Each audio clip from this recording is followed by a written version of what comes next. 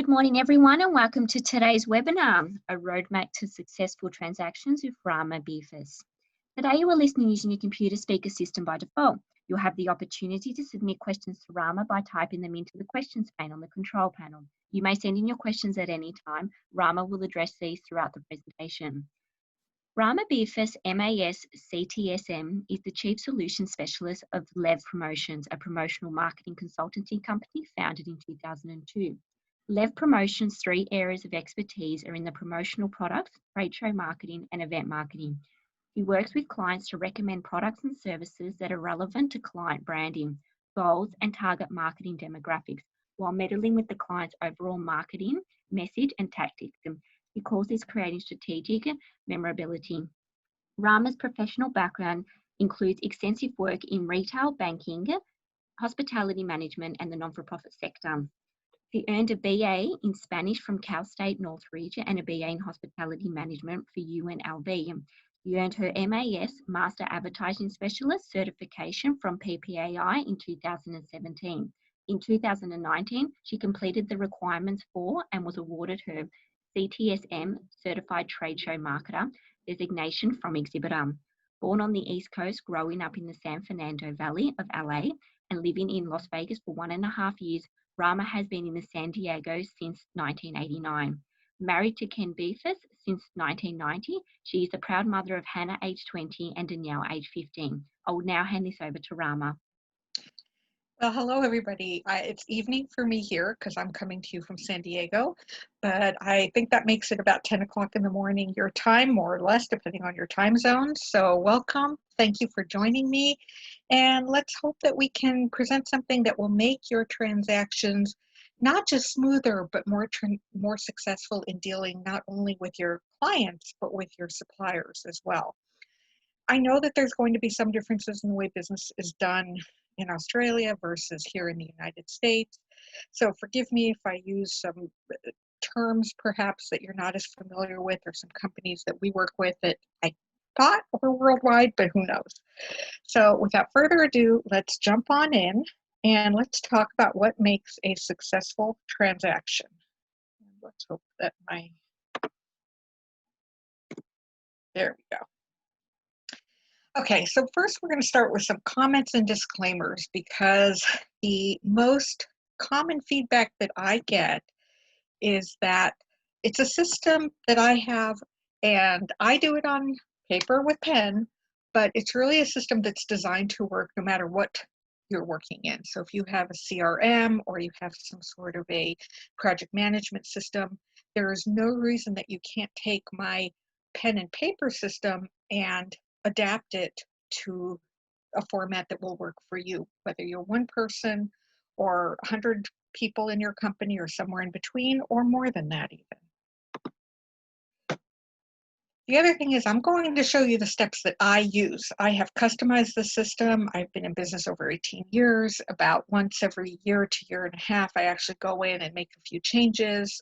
There's been some changes just in how I transmit information.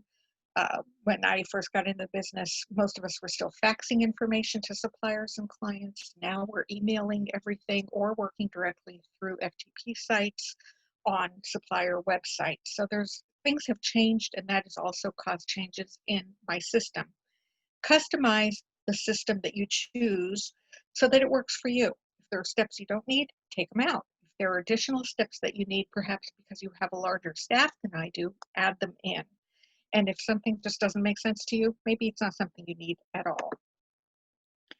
And finally, yes, I live in the very litigious United States of America, so I always have to tell people, and since I don't know what it's like down under, I will tell you to please check with an attorney regarding any legal statements that I will show you. That's part of my paperwork. Your laws, whether it's countrywide, regionally, local laws, might vary. So please make sure that what you are stating to your clients that sounds like something legal is actually legal, and that you're able to enforce it if you so choose to enforce it. You also want to make sure you're not doing something that's illegal in your area. So what we're going to talk about today is the 4 tools that I use to ensure a successful transaction. And those 4 tools are, well, the overarching part of it is the order tracking system, and it's actually going to be the last part of what we discuss. And that is going to be the step-by-step system that I have that takes me through an order, make sure I haven't forgotten anything, make sure that I'm on time for any deadlines that I have to meet.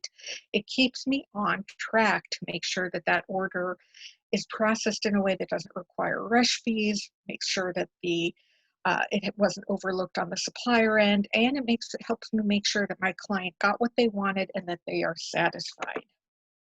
So within that order tracking system, I actually use 4 different forms. The first is what I call the order approval. Many people call it the proposal. The second form is the art and proof approval, and that is from me to my clients. And finally, the purchase order, and that's between me and my suppliers. So we're going to talk about each of these 4 forms, and we're going to jump right in with my order approval. Now, this is actually a form, I don't know if QuickBooks exists in your part of the world, but QuickBooks is one of the most common accounting software tools that we use here in the United States, especially for small businesses. And QuickBooks is the one that I use. This form is actually developed for anyone who might be using QuickBooks off of what they call an estimate. I have customized it so that it says order approval. I know many people prefer the word proposal. I like order approval. By the time I'm at this stage, the client has already confirmed that this is what they want. This is the quantity. I'm just getting their approval on the specifications of that. And the point of this is to make sure that everyone is on the same page as far as what the client is getting. Because if I don't take this step, I might have misunderstood something. One of the common misunderstandings, for example, is people who call and say, I want water bottles. Well, are they talking about bottled water, or are they talking about bottles that will hold water, like sport bottles or maybe glass bottles or whatever it is that come empty and you fill them? So this makes sure that I understood what the client wanted and they know what I'm thinking as well. So we're going to handle each highlighted portion individually so that you can see what it is that I'm looking to confirm. So the top portion is really, I'm just confirming the client's billing address, their shipping address, their payment terms, the in-hand date, and FOB is a legal term, free on board. It means that I'm technically not responsible for shipping should something go awry. It means the client is responsible for any shipping issues. Of course, I take responsibility if there is an issue, but in some cases you need that legal disclaimer there here in the United States, so it's on there. It does show the date that the order approval was created, and that is important because down in all those words at the bottom that we'll be talking about later, it does say that the pricing is only good for a certain period of time, so a client can't come back to me 6 months, a year, 2 years after the fact and say, well, this doesn't have a limit on it. I want to pay this price, and the thing has gone up 10, 15, 25% since then. It's also good for me to make sure that I'm confirming that the ship to address is not the same as the bill to. I do a lot of work with people who are exhibiting at trade shows, and they might be located in Chicago, Illinois, and their trade show is taking place in Las Vegas, Nevada, and I need to make sure that it gets to their hotel in Las Vegas because that's where they need it shipped to. They don't want it shipped to them and then incur additional shipping costs to ship from Chicago to Las Vegas. In-hand date is important. I always make sure that my clients know that an in-hand date is at least 1 business day prior to the date they want to distribute the items or the date that they actually have to have them in their hands for whatever reason.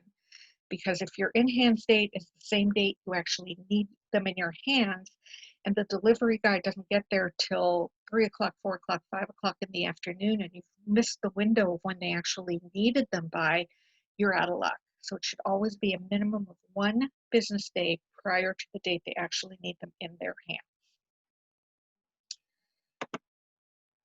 All right, our second highlighted area is actually what I call the product specifications. And it's a very detailed description of what it is that they're getting. So for instance, in this case, we're talking about Post-it custom printed notes. So what size? How many sheets? You know, I can get custom printed Post-it pads, that's tough to say, in 25 sheet or 50 sheets. So I need to make sure the client understands that how many sheets they're getting. What is the color of the paper? Even if it's a full color imprint with a full bleed, they need to understand the back of that piece of paper is going to be white. You know, they may think they're getting a blue sheet of paper and they're not. Where is the imprint going? How many imprints are they getting? What is the maximum imprint size?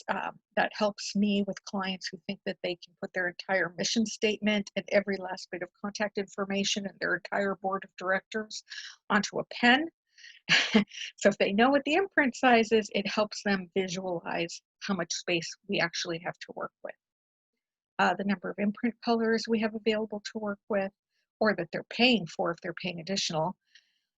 What the imprint colors actually are, and what the imprint method is. Now, while many people don't think that imprint method is important, and for many items it really isn't important, if you have a client who thinks, for instance, they're getting glasses, drinking glasses, and they think they're going to be etched, and they're not. They're going to be screen printed, but the client does not understand that they're not getting etched, that they're not getting etched glasses, they're getting screen printed, and that etching costs more. This way they know upfront, as long as they read it, that what that imprint is going to look like and feel like if they're expecting one thing and not another. Same thing applies when you're doing apparel.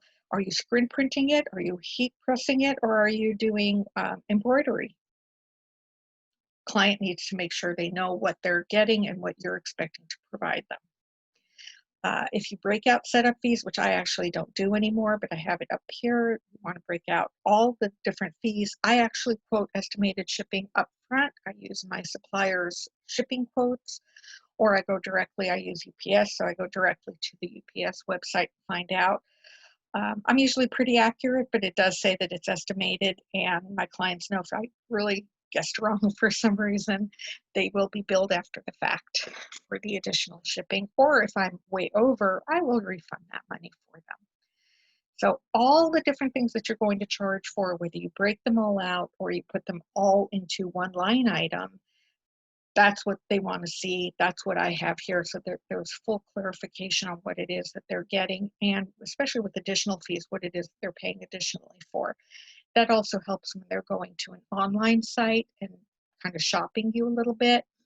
Those online sites don't always advertise up front what all the additional fees are. If there's additional run fees, if there are additional setup fees, if there are PMS matching charges, they don't tell you that up front. And a lot of times you only find that out when you've gotten so far into it that you're already seeing the shipping and they're asking for your credit card. I make sure they know all this information up front so they can also change their mind, make modifications, spend a little more, spend a little less, whatever it takes. Okay, very easy. Next section, the subtotal, the sales tax, and the total. It's amazing how many people forget they actually have to pay sales tax on things. I don't know if you guys have that down there, but we certainly do up here. And people just forget it and then are shocked to see an additional amount. So again, it's something I break out so that they know right up front everything that they're being charged for. And this is what I call my order confirmation and terms of sale. I will tell you at this point, we don't need to read this whole thing up front. It is kind of legalese. There is, as you will see, a link at the bottom of the screen there that will take you to a Google Drive where you can download all of the documents that we're talking about today so that you can have them, use them as templates, use them as reference points. And I will be getting the PowerPoint presentation down for also as a link for a Google Drive or however you guys do it. So you can refer back to that. In any event, this basically just tells people basic information. You can't cancel it. It's a custom order. As long as we haven't put it into production, you can cancel it, but there's a fee incurred because once you've paid for it and approved the specifications, we're going to send it to our artwork department, and there are costs involved with that. So there's a minimum fee that you will not be refunded should you cancel the order. It shows how long the quote is valid for, which I have 10 business days on there. It tells our payment policy and the fact that basically your order is not going into production until you've approved this, paid, and moved it along into the art process, which is the next thing that we're going to be talking about here in just a moment. It also says if you wait around and don't get this back to us, you may find that your delivery date isn't what it says it is anymore. Every day that you wait is another day tacked on to the other side of the equation, which is your enhanced date. And if you really need it on the enhanced date that's on the order approval, you may find that you're having to pay rush fees or expedited shipping fees. I'm sure we've all had clients that have done that. And finally, just a request of their signature, printing their name so we hope we know who signed it, and the date. Now, I actually send this via email. I put the document, it's created in QuickBooks, but I create a PDF of it, which I send to my clients along with this email that basically just tells them these are the steps you have to make in order to move to the next step. We need to get your order approval approved. I give them different methods to doing that. You can see that where it says 1, 2, 3. I tell them what kind of payment we accept, that they do have to prepay. I basically, in addition to the 3 options for approving their order specifications, I've also told them, look, you pay for it, we're going to consider that tacit approval. So even if I don't actually get the approval, if they pay for it, I consider it approved, and it states that in the email. It really is interesting to me how many people don't take the time to do both steps. It seems like they either approve the order or they pay for the order, and very few actually do both. So this is kind of our way of making sure, hey, do this, do that, get it done, or the order's not moving anywhere. So this is the end of our order approval process. The next step is actually once the order is approved and the payment has been made, we do require prepayments on probably about 95% of the orders that we take. So once those 2 steps are done, we move into the art approval. And this is between us and the client. I generally do not wait for the supplier to give me a proof back. I want to make sure the art is what the client wants prior to sending it to the supplier. Now, if I'm not sure if it will reproduce well for whatever reason, maybe there's very tight registrations, maybe it's a small imprint area, I'm not sure that some of the small details in a detailed graphic will reproduce well. So I may send the artwork to my supplier rep ahead of time, just clear everything with them first before I even create the proof for my client. But I want my client to see what it is. Again, really, we're just going to talk about the bottom part of the proof. The top part is, this is page 1 of 2. So the top part is basically just a reiteration of a lot of the order specifications. If the in-hands date has changed because they were slow to get their approval and payment to me, that is reflected there. It does have a note that says, hey, this date may have changed, so, check it out. So the order specifications are reiterated, and then we do a product mock-up so that they know what it looks like. The bottom part of that is, again, a little bit more legalese. Just make sure that the client has the right to actually use the graphics, the logo that they're telling us to use. Again, I don't know how litigious it is there, but here we are a very litigious society, and I need to protect myself from clients who think they're allowed to use a product logo. Even if they work for the company, they're not all allowed to just slap a logo on a product. And I need to make sure, as best I can, that they have the legal right to use that logo, to reproduce that logo. So I've never met a company that has a list that they're willing to share of all the people in it who are allowed to do this. So the best I can do is to say, hey, I'm the authorized signer for this order, and I declare that I have the legal right to use the logo. Other parts of this legalese refer to it. You sign it, you own it. basically is what I'm telling them, that if you want changes, now is the time. If you don't make them now, if you don't catch any errors now, once this goes into production, it's too late. You're responsible for it because we can only produce what you've told us is okay to produce. So that is page 1 of the art and proof approval. On page 2, I just really want to make sure that they're seeing the imprint without all the beauty of the product that goes behind it, because sometimes people get distracted by the big picture and forget to look at the details of the imprint. So this particular imprint is actually a very large imprint, and I actually had to reduce it to fit on the page. But normally what I do is I put a actual size of the imprint on the page, and if space allows, I will blow that up 100%.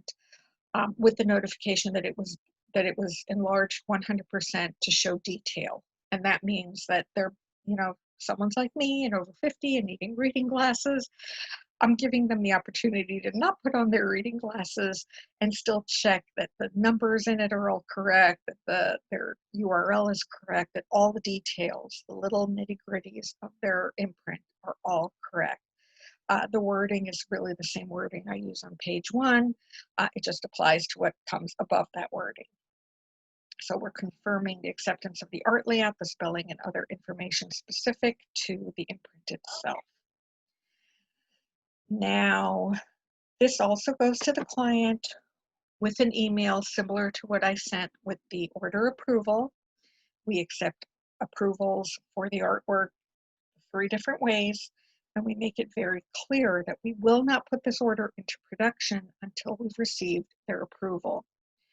Now, the reason that we are very specific about doing an order approval and an art approval is because clients don't always understand that just because they've nodded their head, yes, I want this, that you can put it into production.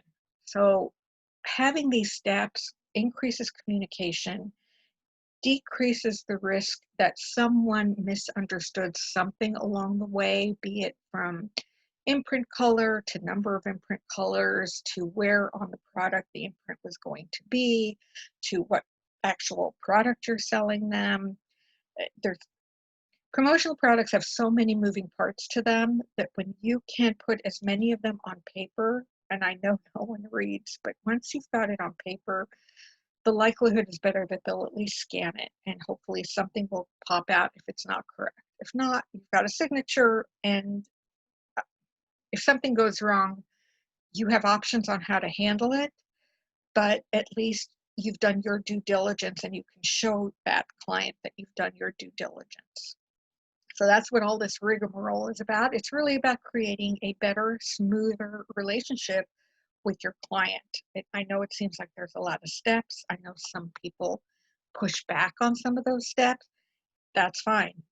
But when you don't have the steps is when you leave yourself open to a lot more problems because you have not covered your rear end.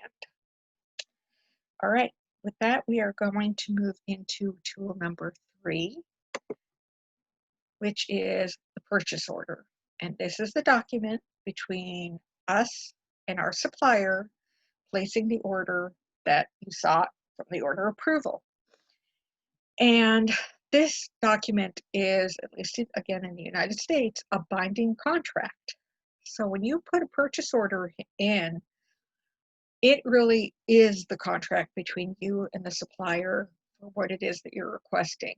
And I recommend that when you get the order acknowledgement, you go through it and check it against your purchase order, especially if that bottom line number doesn't match up with the bottom line number on your purchase order, and see what happened.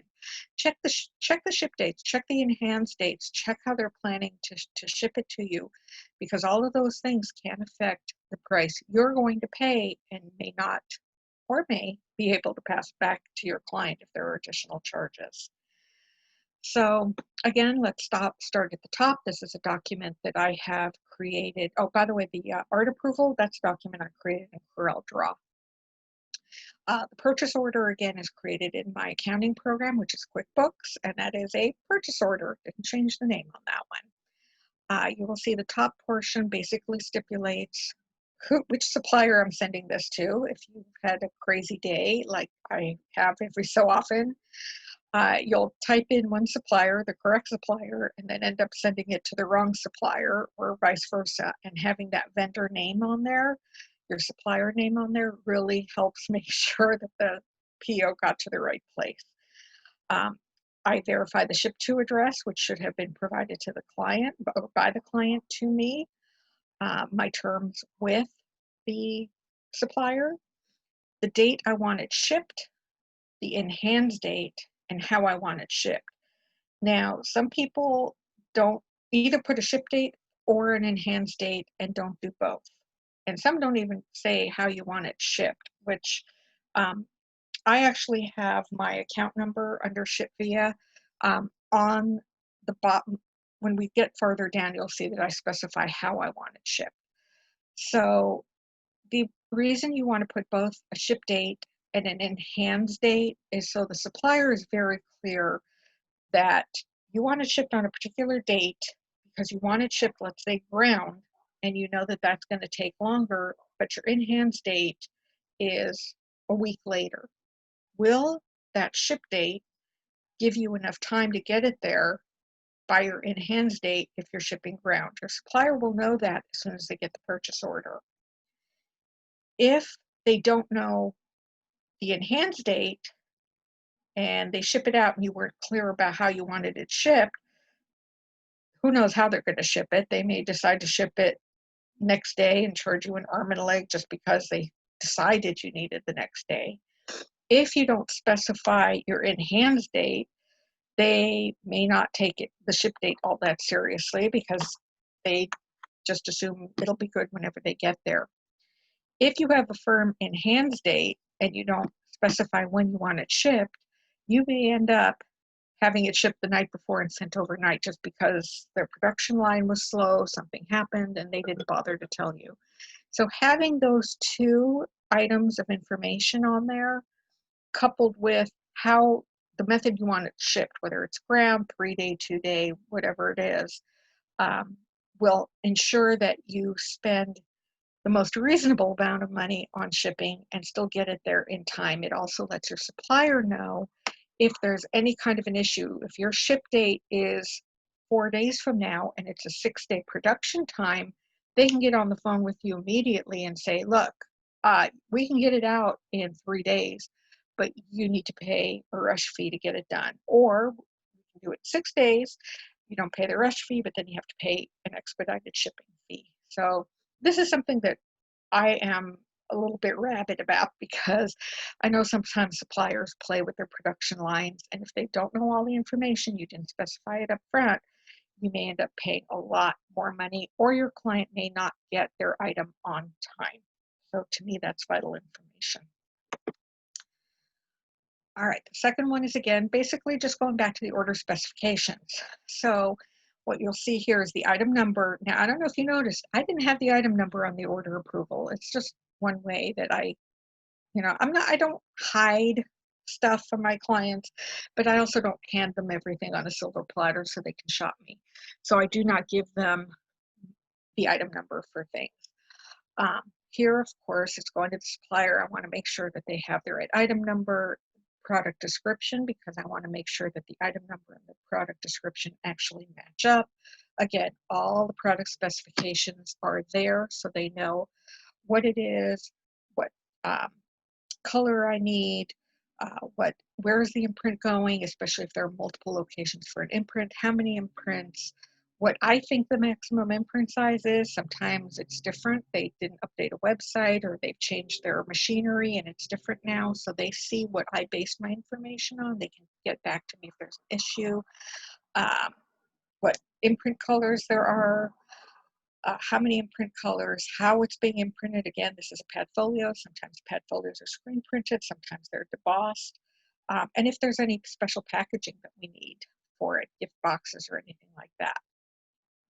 Also, of course, it extrapolates out the quantity, the price per piece, and the total price. Here, I absolutely break out all the individual fees that we need to incorporate, including, and I tell them that I want a proof.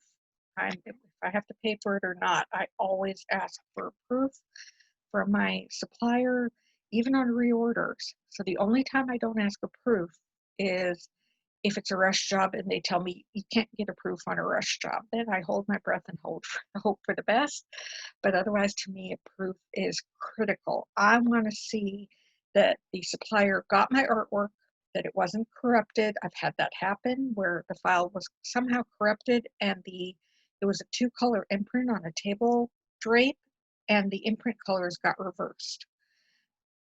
They showed me the file they got. I knew the file I sent them. They were not the same. So things happen. And I want to see a proof to make sure that they're printing what I told them to print. And finally, shipping and handling. If I'm paying for the shipping through invoice, I'll put down what the estimated shipping is in this case. And in many cases, I just bill it directly to my UPS account. And many of my suppliers now have handling fees for that. So that's there. Any other charges, this is where they go. Again, clarifies, making sure that all of my little details and pricing is correct. Finally, we're going to the supplier notes, and if you belong to a buying group so that you get special pricing considerations, I make sure that that's noted, and of course the total of the PO is noted there. Any additional information I need to send to my supplier regarding this particular order, maybe there's a promotion code I need to use or something else, excuse me, that would be notated in that box where it says EQP per buying group. And down at the bottom, our wonderful legalese that basically says, hey, I'm sending you this order. This makes it a contract between you and me. You are not allowed to contact my client directly. Everything goes through me. My client is my client. You are not allowed to poach them and take their information and add it to your marketing lists. And that everything that we send you, artwork, images, they're the property of our company, Left Promotions, and or our clients, and you can't use it without permission. Again, legalese, use it, don't use it, check with the lawyer if you decide to use some version of it. Okay, with that, we move into what I consider the overarching part of my order tracking system. And this is actually what makes sure that I stay on point, on target with every order. It makes sure that I am communicating with my clients in a way that will ensure that they get their products when they're supposed to get their products and how they're supposed to get their products. It ensures that I'm communicating with my supplier to verify that they've gotten the things they've got that they need, that to find out if there's anything else they need from me, to make sure that they're on target on the production line, any other questions that I have. It also reminds me to communicate with them in a way that's kind of pertaining to the order, but not necessarily directly related to producing the order. So as I said, this is actually the sheet I use. I created it in Word and I merge it. I use ACT as my CRM and I merge it with my contact files from ACT. And I update this 4 times a year so that it's really easy for me to just go in there, print out the correct sheet, and then I can type in or write in all the rest of the sheet below the customer information. So starting at the top, what I have here is basically the customer information. Who is the customer? How do I get a hold of them? The or OA number, that's the order approval number that was generated for me in QuickBooks. The PO number that you see on the far right at the top there, that is the purchase order that I will have when I create the purchase order so that I have it in reference when I need to contact my suppliers. All the rest of this, it also shows, by the way, the date that this was created. So I have a frame of reference as to what's going on with this order, when it started. So if there are any glitches, I kind of have a better sense of it. I actually don't create an order tracking sheet until I have gotten the order confirmation from the client. So either their payment and or their order confirmation triggers me to create the order tracking sheet for them. Now, yes, I do this with paper and pen. I find that for me, I have yet to find an electronic system that allows me to do what I want to do in a way I can find the information as completely as my paper and pen. I'm very close to it. I use a product here that's my product search database that has just incorporated a project manual or project module to it. And that probably once they tweak it a little bit, that will be where I go. The advantage to me with paper and pen is that wherever I travel, we've all sat in hotel rooms where internet access just was almost non-existent. So I always had the information I needed at my fingertips. So if all I needed to do was make a phone call or check in with the client, check in with the supplier, I could do that and even notate whatever information I had. That way, if it wasn't easy for me to get into my systems and actually find this information on an online system up in the cloud or access it through my desktop remotely, I would still have the basic information I needed to be able to see this order through in one way or another. So we talked about the top part. Move on to the next section, which is the product information. You'll see that this has an area to put the supplier order number. The reason that's important, and it's funny, it's the one thing that even after 18 years, I always forget to mark on my sheet. But the supplier order number is a much easier way for our suppliers to track down the actual order. They've got, dozens to hundreds to thousands of distributors sending orders to them on a daily basis. And there have got to be some duplication of PO numbers that we're sending to them.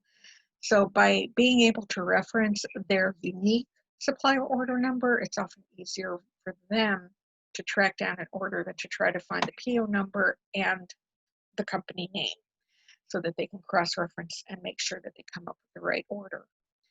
I always have my customer number if the supplier has given me one, so that, again, if I have to call, especially if I'm talking to their accounting department, it's a little bit easier for them to pull up the information if they have my customer number, because many company names look alike, sound alike. And again, here are all the specifications for the actual product. So what it is, the color, what it's made out of, shape, size, quantity, the actual product number, you name it, it's there. It's basically, again, just a duplication of the information that I had on both the order approval and the PO. And it's there, so it's at my fingertips. So I don't need to pull up my QuickBooks to find that information if there's a question about something. And finally, that last line above the notes, the one that starts PO, that's just kind of notes to myself so that I can at a glance see what was the total amount of the PO. So when I get the order approval, I don't have to dig my PO out or bring it up on the screen. The number's right there. If it's close enough, great. If it's off, I got one today that I did my math wrong and it was about $15 more than the actual amount that was on my PO. So I went in, I took a look, and yeah, sure enough, but I had it right there on the form, so it was not a big deal to find it. I put my estimated shipping and handling down there. If it's a prepayment on a credit card, what that amount was, and the sales tax that I have due, I keep that up because at the end of the transaction, I actually transfer that into a special savings account. So yes, ladies and gentlemen, I can pay my sales tax and the state doesn't come after me. Always a good way to stay in business. And then there's a section for notes. So again, if the things don't seem to pertain to you, leave them off. So the next few lines we're going to cover is the order confirmation. And basically this is my way of saying, when did I send it? When did I get it back? So I can check, if I haven't gotten it back in a day and I know that it's a really tight time frame, I may check back with them later that day. I may check back with them the next day. If I know that there's not a rush on the job, I might wait a day or 2 days before I check back with them. But it gives me the opportunity to see, when did I send it? When did I get it back? And also, how did I get it back? So I know, was it a PDF that they sent back to me? Did they just say order approved via email? Did they just pay me for it? So I always have a reference as to where I need to look if I actually need to look up the approval for some reason. This shows, again, the customer credit approval shows how much they paid and how they paid it. So I know if they paid by credit card, by check, if they split their payments, I have all that information right there. I have a check mark to enter it into my QuickBooks because that's how we do it. It takes us about 30 seconds or less to enter the payment into our QuickBooks, so that's how I do it. But I want to make sure I do it because there's nothing worse than thinking you have no money in your checking account to pay your suppliers with, and yes, it's there. I just forgot to enter a payment. Next line is for artwork approval to the client. When did I send it? When did I get it back? And how did I get it back? Coupons or specials. Is there any way that I can save a little bit of money on this order and put that towards my bottom line? So I always want to make sure I check any coupons or specials, and then I write down exactly what the offer is and any promotional code that goes with it. When did I send the PO to the supplier? How did I send it? Did I put it through their website? Did I email it? I have one supplier that I still fax them because they just kind of do not have the hang of checking their emails, or their email, everything always goes to spam with them. So how did I send it? When did I send it? Nowadays, most of my POs are sent via email, and when I do that, I also attach the artwork to it. So it's one email, even if it's two email addresses for orders and for artwork, I do send it together. So again, I want to notate that I sent the artwork, when I sent it, how I sent it. Next section. So I learned very early on that you need to check with suppliers because they don't always confirm that they've received an order. So one business day after I send the order in, I check with the supplier to make sure that they've received it. If I haven't received an order acknowledgement. Again, if it's not a rush job, I may give them an extra day or two.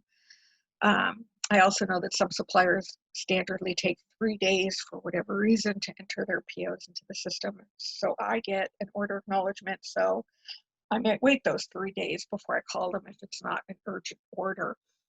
Someone once said to me, "Why do you do that?" I said, "Have you never had an order that you sent to the supplier that never happened?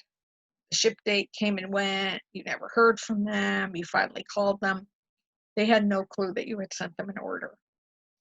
So this confirms that the supplier got the order. Usually what I do with that confirmation is I actually wait for the order acknowledgement to come so that I can confirm that they have basically accepted the terms of my PO. And if not, I can see what's different. And I either get on the phone, send them an email, or just say, okay, they're right, I was wrong. Not a math whiz, no problem. The next thing I do prepay a lot of my suppliers, credit card points, get to use them for other things. So if I prepay a supplier, I want to make a note of when, how I prepaid them, and what the amount of the prepayment was. Also, I do, as I showed you on the PO, I do request a proof. So when did I get the proof? And when did I send it back to them as approved? Or if there were issues, what were the issues? Again, it's just a question of accountability at this point. If I see that I haven't received a proof within a business day of expecting it, I'm on the phone saying, hey, where's my proof? What's going on? Just make sure that they know that I'm on top of it. I'm not mean about it. There's no reason to be mean about it, but they need to know that someone is watching and is expecting. All right, next section is, I have 3 rows for this. Nowadays, most of our orders take somewhere between a week to 3 weeks. I don't generally do a weekly follow-up call anymore. A lot of our suppliers, God bless them, have it right up on their website. You can go in, log in, and check and see what the status of your order is. So that is very helpful. But it does give me the opportunity to kind of check and see, make sure that things are on track. As an example, I put an order in for hand sanitizer that at the time they were waiting on it, and I noticed they told me it wasn't going to ship till mid-July. Well, I was on their website looking at something else for a different client, and I saw that that item, that hand sanitizer that I had the PO in them for, that was due to ship on 7/15, they were now saying it's in stock and being produced in-house. So I immediately got on the phone and say, hey, so how come my PO, which has been in your hands for 3 weeks, is still showing as due to ship on the 15th of July? I want it now. And sure enough, that got me bumped up, and it is going out in a couple of days instead of in a, 3 weeks, 2 weeks from now. So those weekly follow-ups are handy, especially kind of nowadays with things, shipments being delayed and production being reduced because staffing is reduced. There's all sorts of things going on right now that's really affecting our production time. So it really helps to do that call, that follow-up call, whether you choose to do it weekly, in particularly time-sensitive jobs with suppliers that I might not be all that familiar with. I become a real pain in the butt, and I might check with them every 2 days just to make sure we're still on track, especially if I haven't really heard from them at all. With other suppliers, I may check once a week, once every couple of weeks. I may not even check until the day before it's supposed to ship to make sure it's actually going to ship, because I also know that they have the capability of, and I have the relationship with them, that if they have to get it printed up overnight, they will. So do with that what you will, but I do suggest checking in somehow, some way, at least once during the process, especially if it's over a 1 week long process, to make sure that things are rolling along as they should be. Now we get to the shipping information. So yay, the product's been shipped, it's been boxed, and it is now ready to go to your client. So I want to confirm the date it goes out and who I spoke with. Most of the time it's actually just an email confirming that it went out and the tracking information. So I confirmed that it shipped. Now I want the shipping information. I want to know from the carrier, when is it due to arrive? How is it going? So is it going ground? Is it going 3-day, 2-day, overnight? And the tracking number so I can keep track of it. What I do is, because I do ship mostly UPS, although occasionally I do FedEx, I have the capability to go in and track it and then have it send messages to me to let me know if there was an exception. So if the package got stuck somewhere or something happened and it's going to be delayed, it will also notify me when it's arrived at my clients, and that will come in handy. And just one more step. That additional shipping information row is just anything else that might come up. So if there was a delay, I can notate it there. If it's a multiple package delivery, I want to make sure I know how many packages are in the delivery, and I can put that in there so that I know also to let my client know how many packages they're actually looking for. Because when you're working for a large corporation or you're delivering to Las Vegas hotel, it is not unusual for a 5-box delivery to all of a sudden become 3 boxes because things got separated. And if the client doesn't know that they're looking for 5 boxes, they'll take the 3 and wonder why they were short and may not even realize it till it's too late. And finally, on that blessed day when the shipment actually arrives at the client's office or the loading dock of the hotel or wherever it is, I notate the date, the time, who it was signed by, which again, that's totally available through your shipper website, and where it was. So it might be something as simple as it was signed by Anna at the loading dock, or David in reception, or if you have clients who are accepting things residentially, it might just say left at front door. But at least I have a reference notated so that I know what it is and I don't have to go back into UPS or FedEx.com and look it up. And it also helps so that when I notify the client, which is what I do as soon as I've confirmed the arrival, I notify the client, okay, your X number of boxes have arrived, this date, this time, they were signed by this individual, and this is where they were delivered. They now know where to look for them if they were delivered to a strange location, if they didn't get all their packages, whatever it is, they know who they need to talk to or who they need to mention by name and where it is that they need to go get it. Okay, then there's the post-order paperwork that is vital. So you'll see I have send invoice. I actually have two checkboxes there. One is to make sure that I got the final invoice from my supplier so that I have accurate accounting records come tax time. Otherwise, my bookkeeper yells at me and the IRS doesn't like me very much. If you're not familiar, the IRS is our government body that comes after you if they don't collect your income tax. So don't want to mess with them. So the first checkbox is to show that I've gotten my final invoice from the supplier, and then the second checkbox is to show that I've sent the final invoice to the client. Now, again, because I require prepayment on about 95% of the orders, most of the time that invoice just says paid in full, but they have it for their records as well. Next line is I do send a quality assurance questionnaire via email to my clients as expected. Return rate on that is somewhere between 5 and 10%, but it does give me the ability to see where we're doing well, where we need improvement. If a product didn't quite measure up, we don't always get to handle the products that we sell. We've got well over 600,000 different items available to us. And even if we have a sample sent to the client, sometimes things go a little wonky. So that's a good way for us to make sure that things are on track and going in a positive direction. I do send every client a thank you, a handwritten thank you. First-time clients get a gift as well. That's important. It's another place to contact the client. It's another way to stay connected with them. It's another way to show them that you value their business.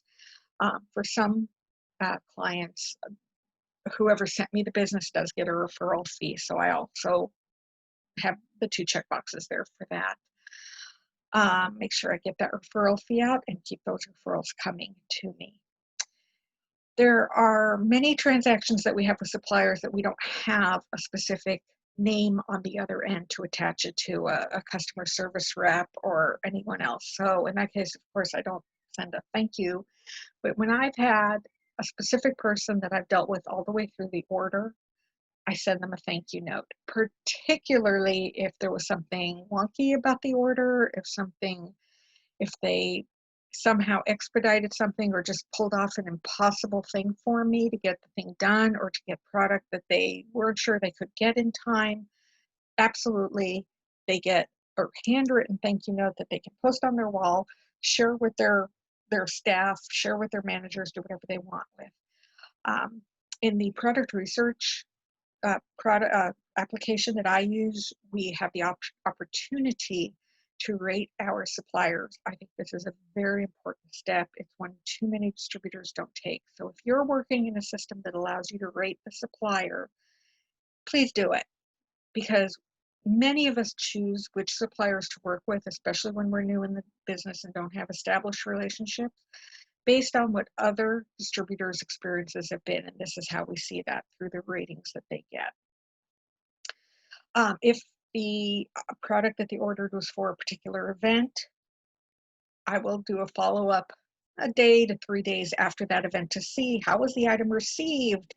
Did the boss like it? Are you being promoted because we did such a great job for you? I just want to make sure they know that I'm still thinking of them. And I do in my CRM, which, as I said, is ACT, I will schedule a reminder for reorder if it's appropriate. If it's an annual event, I might just put down, what the event is and see if they need something, because we usually don't like to do the same thing multiple years in a row. And then I just update my ACT files to show when their last order was and any other new information I have so that our CRM is always up to date and accurate. And finally, this last one is a little note to myself. I told you earlier, I notate how much the sales tax on the order was. And this is my reminder to make sure to move it to my sales tax savings account so that at the end of every quarter, when I have to pay sales tax to the state, I have the money and I haven't spent it on other fun stuff. I have it to pay to the state, which is not fun.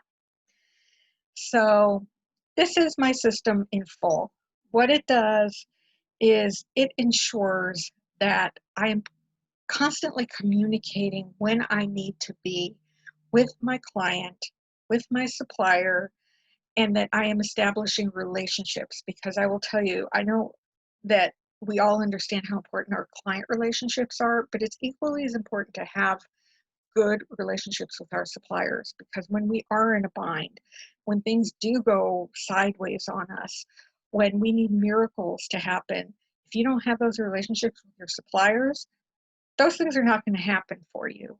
So this ensures that I am as responsible as I can be with the information I give them, and they know that I am responsive when they need things from me, and it allows me to express my gratitude for a job well done, which quite frankly makes me look good. So I know we're running very low on time, so just very quickly again, take the system, develop it in a format that will work for you. Leave out steps, add in steps, put it into an online system, put it into your CRM, put it into your project management database, whatever it is that you're using. It doesn't have to be pen and paper, it can be, but it certainly lends itself to any kind of an electronic system if that is what you prefer to use and what works best for you and your team. Customize the steps so that it makes sense to you, whether you're a company of one like I am, a company of 10, 100, 1,000, or somewhere in between. You may need more steps than I use. You may need fewer steps than I use. Customize it so that it makes sense to you. And again, if you're in an area where you need to be careful about how you phrase things, make sure you check with a lawyer regarding any legal statements that we've shown here. Your country and local laws may vary. As I said, the forms are available at that link that you see at the bottom of the screen to the right of my logo. And I will have the PowerPoint presentation to you all tomorrow at some point for you to load wherever you'd like.